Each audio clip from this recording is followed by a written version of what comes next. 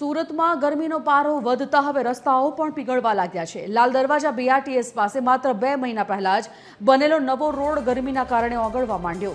ડામર પીગળવાથી વાહનોના tyre road પર ચોંટી રહ્યા છે અને જેના કારણે વાહન ચાલકોને ભારે હાલાકી પડી રહી છે।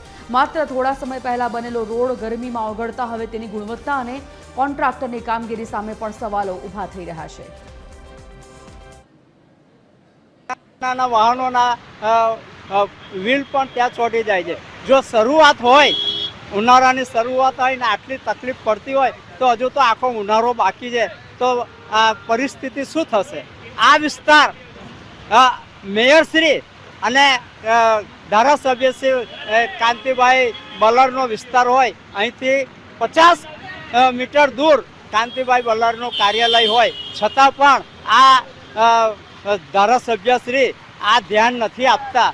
અમે ટેક્સ પ્રાથમિક સુવિધાઓ માટે ભરીએ છીએ। અહીંના વોર્ડના કોર્પોરેટર, અહીંના ધારાસભ્ય, અહીંના જે કાંઈ ચૂંટાયેલા જનપ્રતિનિધિ હોય કે અહીંના અધિકારીઓ હોય, આ કોન્ટ્રાક્ટ કયા કોન્ટ્રાક્ટરે રોડ બનાવ્યો હોય એની તપાસ થવી જોઈએ અને જો એની અંદર ક્ષતિ જણાય તો એનું લાયસન્સ કેન્સલ થવું જોઈએ। આવનારી સુરત મહાનગરપાલિકાના ઇલેક્શનની અંદર જનતા એનો ખૂબ સારી રીતે જવાબ આપશે।